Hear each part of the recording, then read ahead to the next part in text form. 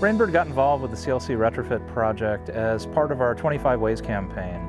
And this site was an amazing opportunity for us to come together with some other partners and Community Lutheran Church to really transform their landscape. Like most small churches, we rely really heavily on volunteers, and everybody's really great about coming out and helping. However, the challenge is that we wound up with kind of a hodgepodge mess of an irrigation system. The result, of course, was overwatering, underwatering, didn't look very good, and the maintenance issues were a nightmare. I would see places where it was just soaking, places where water was standing in the parking lot. It caused some issues with deterioration of the pavement. There were other places that the grass was dying. We were excited when they approached us and said, hey, we want to look at our landscaping, we want to look at our water use. It is the prototypical 1980 installed landscape. It was functional, but could there be efficiencies? Absolutely. They historically had been using about 1 million to 1.2 million gallons of water a year. And by doing some simple things, replacing broken heads and fixing valves, replacing plant material with more water efficient native plants, and most importantly, upgrading the irrigation system, putting in smart control, using drip irrigation, putting in pressure regulating sprays and rotors, rotary nozzles.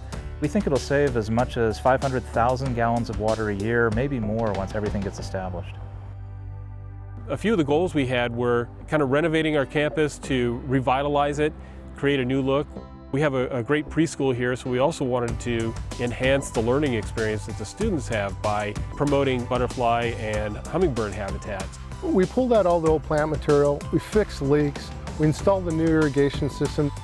The tractor that was provided by Contact Power, it was essentially doubling, maybe even tripling the labor force that we have.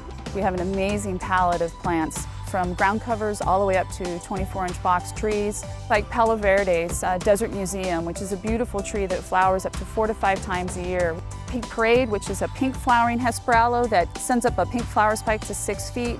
It's not all rocks and cacti anymore when the water needs to be reduced. The type of grass that we put in is basically a Bermuda base that's overseeded. Turf has a lot of advantages to it, especially if you're going with the drought-tolerant type varieties. Grass is something that cools the environment down. It creates oxygen. By doing wise management of water and putting in the right type of turf, maybe downsizing it a little bit, you can pretty much have your cake and eat it too.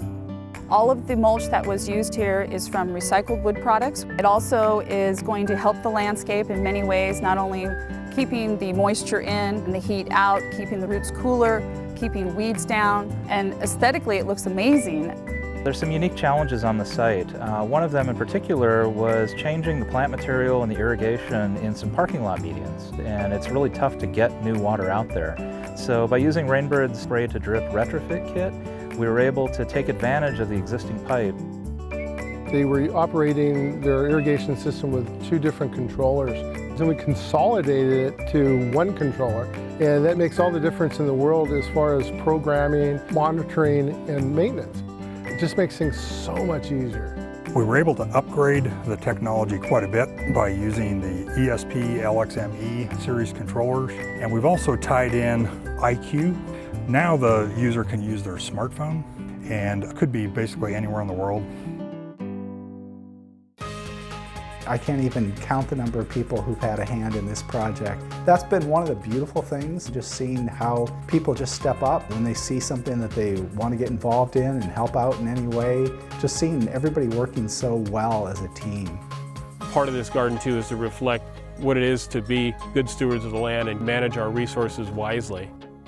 One of the things I'm really looking forward to is next year and then the year after, and watch how this garden grows and really lives and breathes. It's going to be very exciting.